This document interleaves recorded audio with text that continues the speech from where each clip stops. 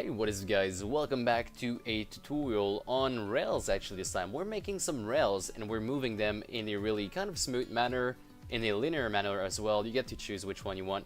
Let me actually show you what this gives us. So if you have a look at the little dotted lines here, the little white dotted lines, those are the rails we create, and on top of it we can add moving objects. So I'm going to show you this one right here. I have a simple line that is really only 4 points. It's really super chunky, but on top of it I have an object that moves in a kind of smooth manner, a cat mole curve actually. I can put it on linear if you wish and it just moves like this, but what we do is we give the option to actually move this in a kind of smooth manner or in this kind of manner.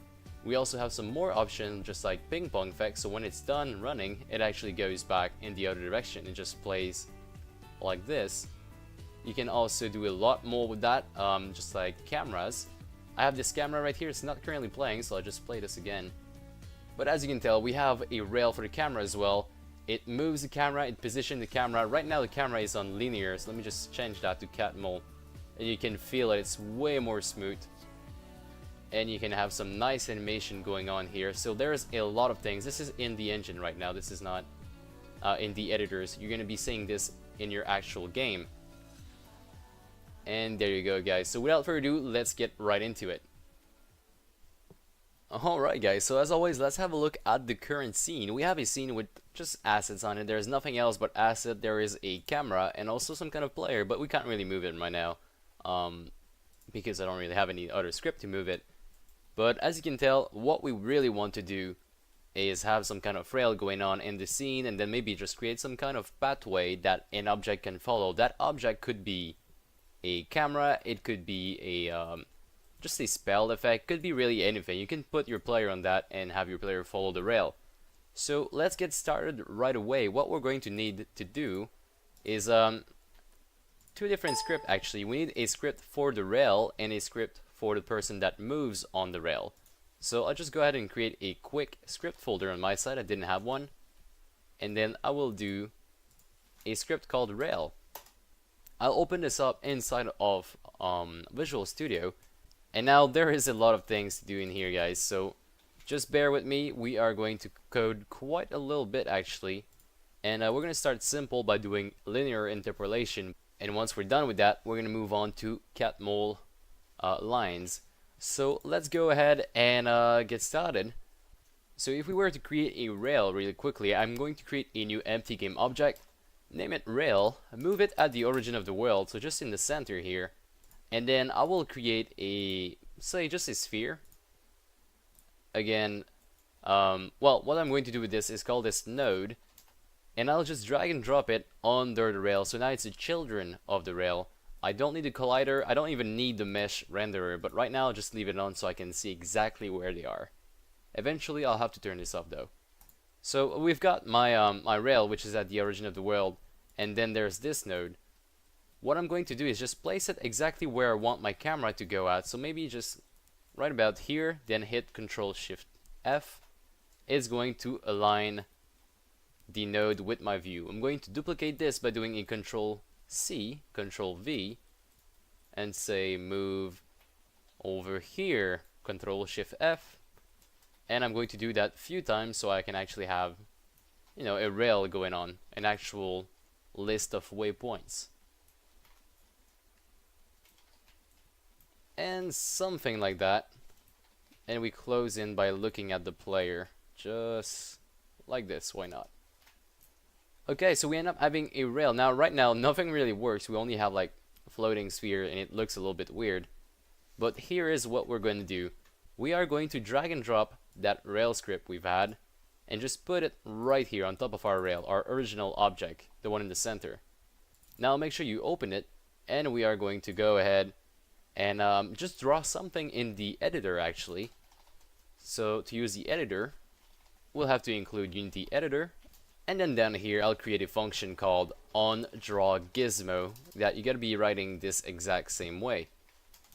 And it's pretty much, it's going to be called whenever you're supposed to draw the gizmo. So that's almost every frame in the, every frame you're moving in the scene view is going to call that function. on that function, I'll do a for loop. Now we should do a for loop on every single nodes we have. However, we don't have a reference to nodes just yet, so here's what I'm going to do. I'm going to go at the very top here, do a private transform array that I'll call nodes. And just below that, private void start, and we'll say nodes is equal to get component in children, get component with an S. We're going to get the component of type transform, just like this.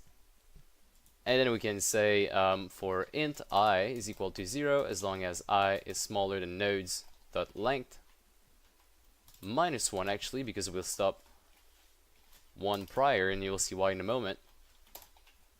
And now we pretty much have a space where we can draw in the editor. So what I'll do is handles drop dotted line, and we gotta give in 2 positions. So the first one I'll give is nodes at the index I dot position.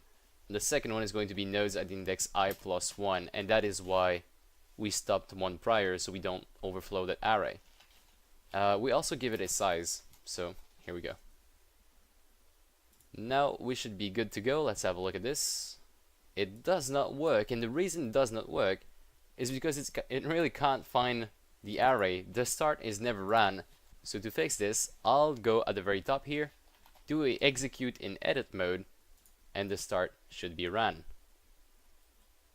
And as you can tell, it starts from the very first object, it goes to the second one and third, and it just keeps going like that.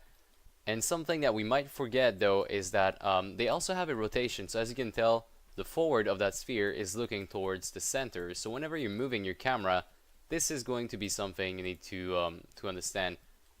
If you want to have the rotation, you need to place your little waypoints looking at where you want them to look, basically. Okay, so that's cool, but we haven't really done anything here. We only drew some stuff in the inspector. What I'm going to do at this point is we're going to create a function to position on the rail, but in a linear manner, so a manner that is really simple. Here's what we're going to do. We're going to do a public vector3 linear position, and here's the parameter we're going to take, int seg float ratio, and that is going to be pretty much it at this point. Now let me explain to you what these parameters are going to be. Seg is going to be which segment you're on right now. So if you are, say, placed right here, that's going to be segment 0. That's segment 1, segment 2, 3, and 4, 5. Now if the ratio is 0.5 and you're on segment, say, 0, 1, 2, then you're going to be placed in the very center of this segment. And here is how we're going to do that. It's very, very simple. We start by declaring a, well, 2 points really. So let's do vector3, p1 for position 1. And that's going to be nodes at seg.position.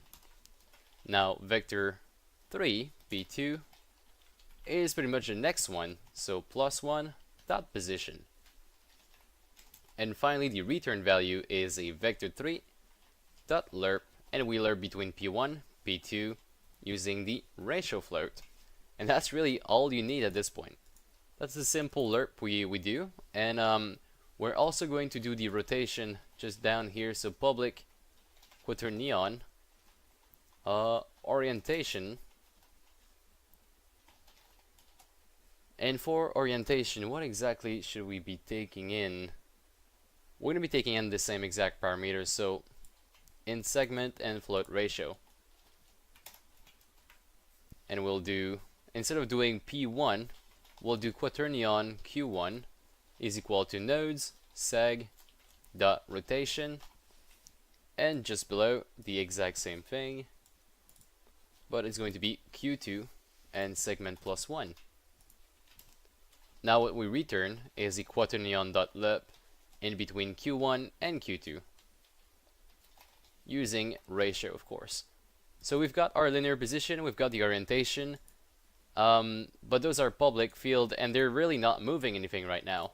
Let's go ahead and just go and create our mover script and just test this out. So I'll right click on script, add a new one, That's going to be my mover. And we're going to have quite a bit of code to write in here before we can actually do something, so just bear with me. The first thing we'll do in that script is create a rail, public rail. So we'll need an instance to which rail are we exactly playing on right now. And now 3 private fields, a private int current seg, private float transition, that's going to be our ratio, and private bool is completed. Now in a private void update, we're going to be using all of these. So let's go ahead and just start right away with a condition. So if we don't have a rail, simply return. We're not doing anything else if you don't have a rail. Now if you are completed, actually if you're not completed, you're going to go ahead and just play. Now play is a function that is not defined just yet, so we're going to go down here, do a private void play, and that's going to be where we move our object. So there's quite a few things to do in here. Let's start by adding up to the transition float. So transition is plus equal to time.delta time, and just for testing purpose I'll do a times 1 divided by 5, which in the end is going to take me 5 seconds before I reach the value 1. Now when I reach the value 1, it means we're moving on to the next segment. Maybe like 3 seconds or 2.5. 5 seconds is way too long. So after every 2.5 seconds, we're moving on to a new segment. At least that's the logic I want to do, and for that to happen though, we need to have some checks down here. So if transition is bigger than 1, that means we're past that segment. So we'll do transition is equal to 0. We're resetting it because on the next segment we need to start fresh, and we'll do a current seg ++. Now I'm not going to do the other condition just yet. I'm not going to do like the other checks because right now we might go out of bounds, but I'm just testing this right now. So we'll do the else if statement right away. Else if transition is smaller than 0, that means we're going in the other direction, and we need to go back 1 segment. So transition is equal to 1 because we're starting fresh, but on the other segment at the very end. And then current segment minus. Okay, so that's cool and all, but we need to actually move our object now. So at the very end here, I'll do transform not transition, transform dot position is equal to rel, and then we'll do linear position current segment transition, and that should actually do it. Now let's also do the orientation since we're here. So transform dot rotation is equal to rel orientation current segment transition. Okay, so that's a lot of code. Let's actually just test it out and hopefully nothing explodes. Do we have a mover anywhere? We do not have a mover just yet. We're gonna put that on our camera so we can have a nice feel of what it gives us. So I'm putting my mover on my camera now. For some reason I do not have a reference to the rail. I should have a reference to the rail, and I don't think it was saved. Sorry about that. So the mover here has a field for the rail. Which rail exactly we're using? We're using that one. Let's drag and drop it right in this field. Press on play and hopefully it does not crash, and it seems to be working just fine actually right away. That is what we call a simple linear interpolation. So as you can tell, it's a very simple one because we're just following the dotted line. Now, however, if you have a look at this in the game, so it doesn't look too bad when you're looking at it here. But newer games, what they have is they have some kind of smooth camera. They have some kind of smooth transition in between segment, which we really don't have here. As you can tell, it's really chunky whenever we swap segments, and we also have some errors we need to fix. But that's what we're going to be doing. We're going to be creating what they call cat mole lines. Now cat mole, if I just Google it really quickly for you, is some kind of curves that looks like this, and it's really just a way to have a more smooth movement, and it's really used pretty much used for camera all the time in cinematics, in-game cinematics. That's what they use most of the time. Sometimes they use Bezier curves as well, but I'm not gonna get into that right here. So let's get started. We have a lot of things to implement, and the first thing I'll do is actually go back in my rail, and we are going to create another function right here.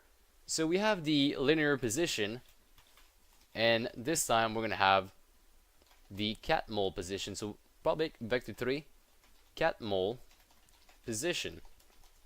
This one is going to take in a segment and also a float ratio, same exact thing. And this function is quite a big one actually. Let me just tell you what we need first. What we need for a cat mole curve is we need 4 points. We need a minimum of 4 points. So if we don't have 4 points on our rail, this is not going to work. However, I have some work around that, so I'll just show you right here. I start by declaring 4 points, so P1, P2, P3, and P4. Now we need to assign those, and the way I'll do this is I'll check first, is it our first node? If it's our first node, our first segment, so you're just pressing on play right now, then P1 is going to equal to seg.position. That's fine. Now P2 is also going to equal to that, and you'll see why I do that in a moment. And P3 is going to equal nodes seg plus 1 dot position, and P4 is equal to nodes seg plus 2 dot position. So as you can probably tell right now, we're gonna have a lot of bounds to check a little bit later on. Okay, so the reason I do P2 is equal to P1 is normally the way you actually do it is like this. So P2 is supposed to be where you start, and P1 is supposed to be one step behind.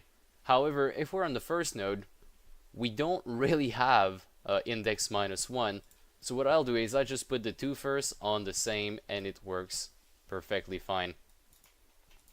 Okay, so whoops. Now let's just assume that we're on the very last segment. We have the same exact problem here. So else if segment is equal to nodes.length -2, really important you put the -2 down here. So if we're on the last segment, then P1 is going to equal nodes seg -1, just like it's supposed to be. Then P2 is equal to nodes seg dot position. P3 is equal to nodes seg plus 1 dot position, and then finally P4 is equal to P3, because there's no P4 at that point since we're on the last segment. Else, and that's the normal way to do it right here. So P1 is equal to nodes seg -1 dot position. P2 is equal to nodes seg, and it just goes on like that for index +1 and +2 now, because we don't have any out of bounds error at this point. Okay, that's a little bit complicated, but at least we've got our 4 points in each and every single case. Now the rest of the equation is a little bit hard to read, and just bear with me for that. So I'll start by declaring some power of 2 and power of 3. So I'll call this one T2 is equal to ratio times ratio. Now T3 is going to equal ratio, T2 times ratio again. And having these guys, now I can actually calculate my x, y, and z all on different lines. So float x is equal to, and yeah, gotta bear with me here, 0.5f times 2.0f times p2 dot x. I'm not gonna be saying all of this. There's a lot of things to say here. I'll just try to make sure you don't miss any lines here. So I'll eventually just format that in a way that you can read it. But right now, I'll just copy it off my reference. And that's pretty much math curves. Really cool.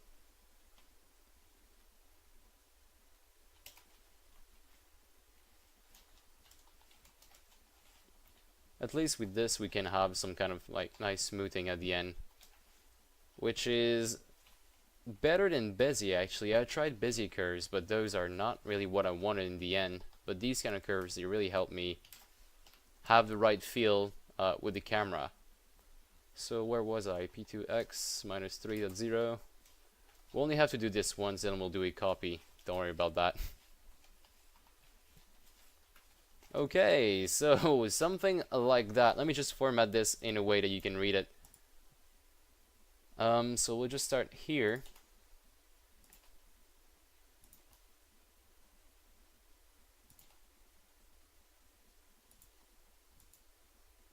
And something like that. I think it's going to work this way.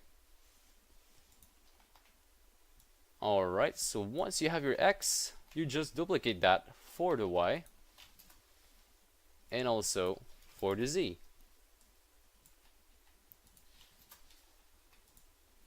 Instead of having the .x everywhere, you're going to have the .y for the Y and the .z for the Z. So let me just change that on every single one of those.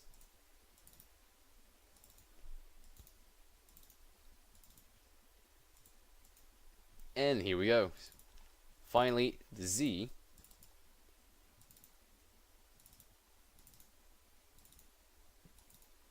Okay, so hopefully I've copied this the right way and we don't have any errors. So what do we have down here that doesn't match? We don't have a return value. That's totally normal. The reason is because we don't have a return value. Now our return value is quite simple.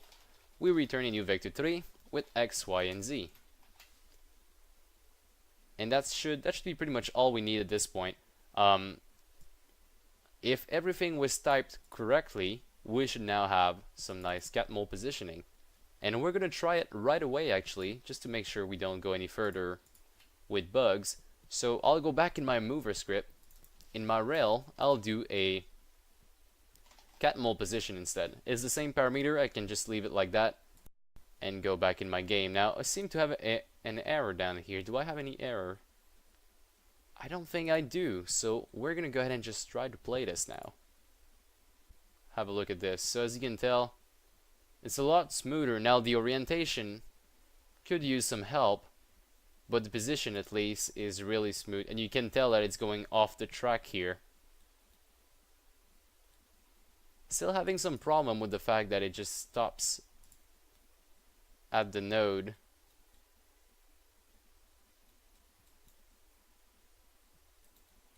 Yeah, I think we do have an error in our equation though.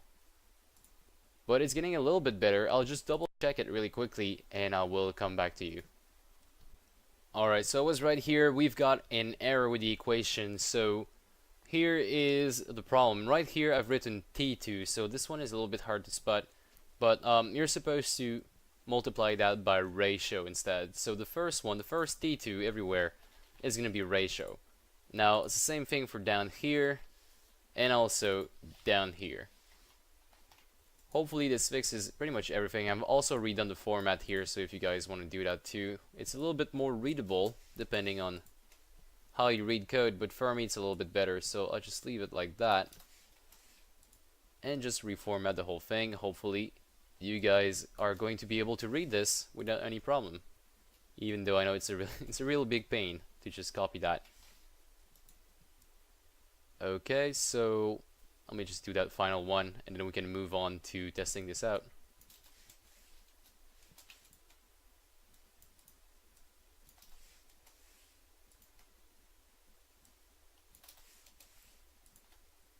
And here we go. Alright.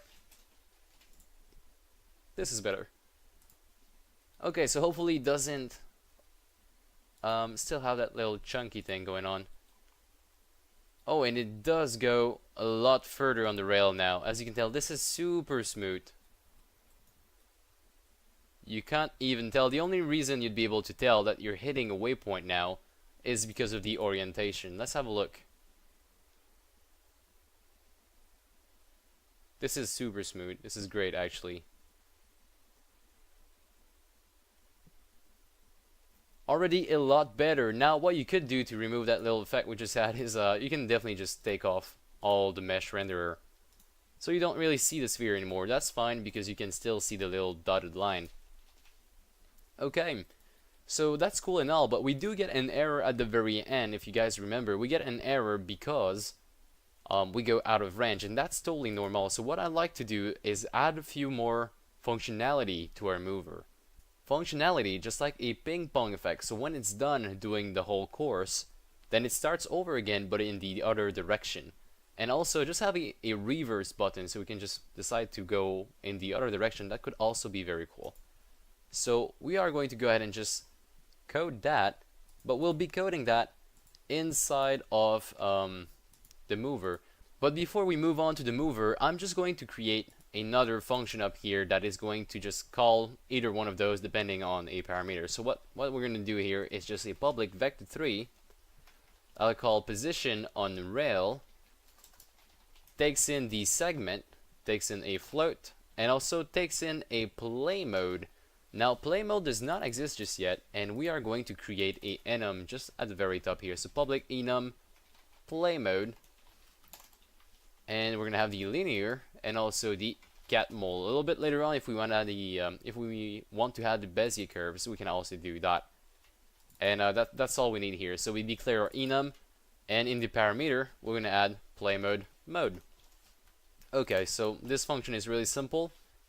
We'll do a switch statement. Would be better if we plan on scaling up. Let's do a switch just to have this clean. So we do a switch on the mode. In case it is play mode.linear, then return linear position seg ratio, just like that. We're gonna break, even though we don't really need to break since we're doing a return. Yeah, let's not break. And sorry about that, I forgot my 2 dots here. And in case it is the cat mole, we're gonna do cat mole position seg ratio, just like that. And in case it's not able to find any of those, we'll just put default on top of linear, just like this. So in case it's not play mode linear, it's not play mode .cat mole for some reason, then it's gonna default back on linear. Okay, now the reason I wanted to do this is quite simple, so I don't have to call these manually down here. Back in my mover script, I'll declare a public play mode. If I can type, I can't type at all. That I'll call mode again. And what we're going to do here at the position is, instead of saying rail.catMole position, is we'll do rail.position on rail, and we'll send the mode at the very end like that. Now this way we can go in the game, press on play here, and have our camera right now in linear swap to cat mode in a second like that. And if we want to go back to linear, we can just choose it via this little menu here. Simple stuff. Alright, so back to what I was trying to implement a second ago. What I wanted to implement is some kind of ping pong effect, some kind of reverse effect. To do that, we're gonna need some public field. We'll start with a public float speed. Actually, we could have a speed. That's very good. Alright, let's do a public float speed, put that on say 2.5 meters a second, and then public bool is reversed. That's gonna be useful. Public bool is looping. Do we want this to loop? And public bool, I'll just call this ping pong. Right, so now to decide in which direction we play, I think I'll just create a boolean parameter here. Yeah, that sounds about right. So in the play, I'll do a bool forward is equal to through by default. Now I've put that by default, but we're still going to be putting is reverse. Actually, is not reverse, because I'm just saying it the other way around. So if it's not reverse, then it's going to write through. Simple. And we can just move forward in the right direction. However, if we are saying that it is reverse, then it's going to say play is equal to false. Not equal to false, but play with the false parameter, and then using this information, we can decide in which direction we go. Talking about direction, the only thing that really affects the direction we're going in is the transition float. If it's going up, then we're going forward, and if it's going down, we're going in the other direction. So all we really need to do is change this by either a positive or negative value depending on which side we're going. So that's sorted out, but there's also one more thing that we forgot, and it's the fact that just assume that we have a segment that is 10 meter long and another one that is 1 meter long. They would be both played at the same exact speed. Even though you're gaining a lot of speed during the 10 meter one, it has to be completed in the exact same time frame, so 2.5 seconds in this case, as the 1 meter long thing. So what we're gonna do is actually try to normalize that, and the way I'll do is by getting the magnitude of that segment. So I'll call this M, float M, then I'll do a rel dot nodes. We're gonna get all the nodes. Can we actually access the node from here, or is it a private? Let me go check. It's a private. I'm gonna put that on public so I can actually have an access to that. So rel dot nodes at the current segment plus 1 dot position minus rel dot nodes at the segment current segment actually dot position, and we're gonna end up with the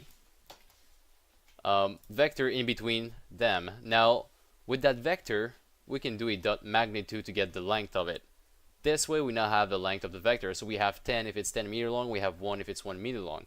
Using this information I am going to create a speed value that I'll just call s. So float s is equal to time.delta time times 1 divided by m, so divided by the magnitude times speed. So that's my actual speed here. And we should end up having something really normalized. Now how do we increment that to transition? If we just say s like that, it's always going to be going forward. But if we want to go in the reverse direction, we have to do a minus s.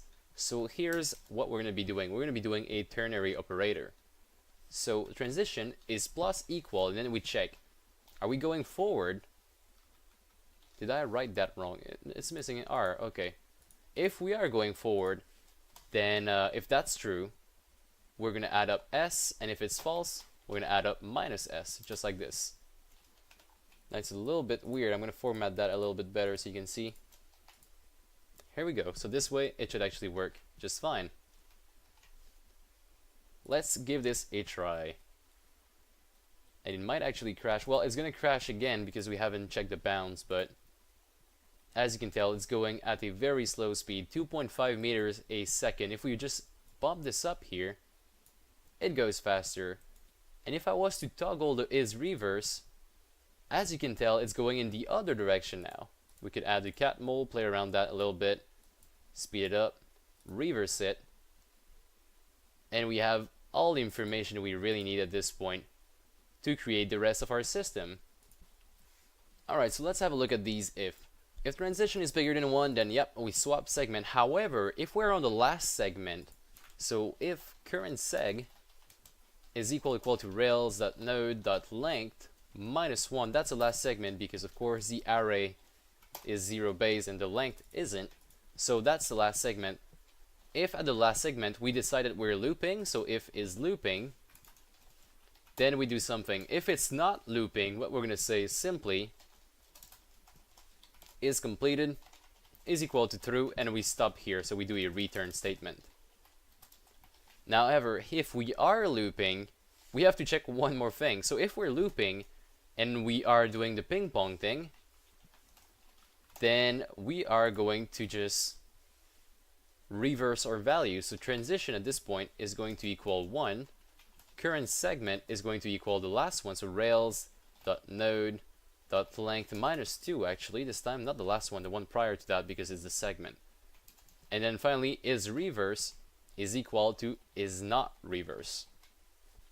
That's only if we do the ping pong effect. Now if we don't do the ping pong effect, it's a simple whoops. That's only if we do the ping pong effect. Now if we don't do the ping pong effect, all we really have to say is current segment is equal to 0. Let's give this a try. Again, I like to just test out things way too fast. It should work in only one direction right now, so only forward. So we're going forward, spinning this up a little bit. I'm going to decide to loop, so we'll just do is looping, see what happens. It goes back at the very beginning here. We'll also do cat mode because that looks better. Now if I do a ping pong this time, is looping and ping pong, it should actually go back from here, and as you can tell it plays it again in the other direction. If it reaches this point, however, we have not coded this and it is going to crash. let's go ahead and code this.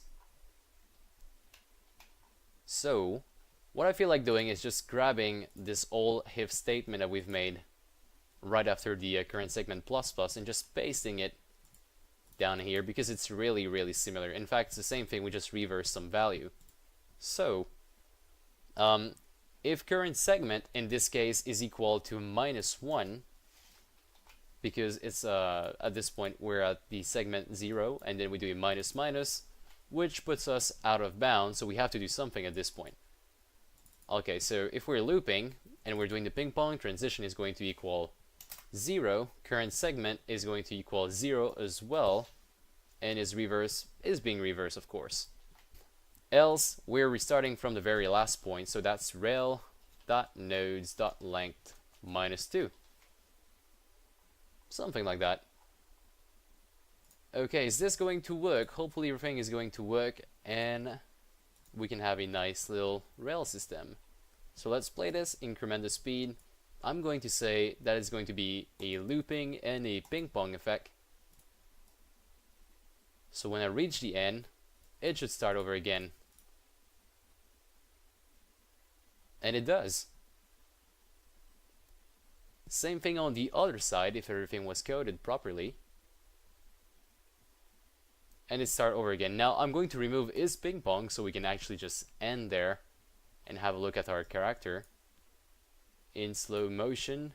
And is that going to work? Everything is working just fine. At this point, your game camera can take over and you can just play around with this. You have a little nice intro cinematic, and that's very cool.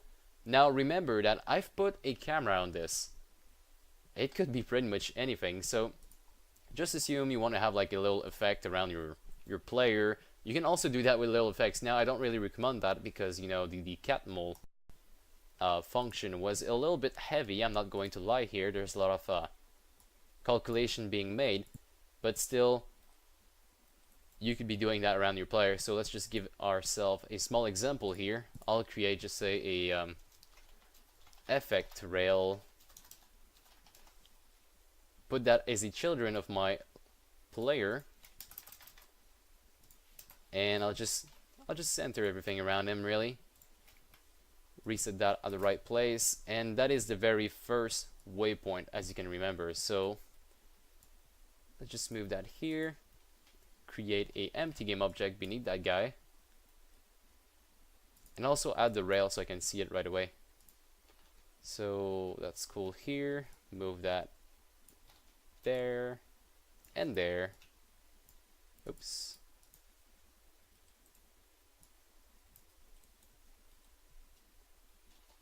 And I'm just thinking about something like that. The last one is going to be on 0, 0, 0, so I can see it again. So here are my nodes. I'm going to remove my component, just put it again so I can see the whole thing. And at this point, this is now rail that is moving with the players, so you can have just a sphere. There's a sphere. This sphere, why not? I don't know where it comes from, but that's going to be the sphere that is going to move with the effect rail in a cat mole pattern. It's going to loop, and that's very it. Let's start. Well guys, you get the idea. So there's a lot of things you can do with that. You put a transform on it and it rotates and it positions itself on that rail that you define. Now there's also a lot of other curves you can need to try out. There's the Bezier curves, there is the quadratic curves. There's a ton that you can code, but right here I gave you mine that I like the most, the cat mole, and also the linear one is just really simple. But I hope you guys enjoyed. I hope you learned something, and if you're going to be using this, please leave me a like, please leave me a comment as well, and I hope you guys enjoy. Other than that, please subscribe, and I'll see you guys next time.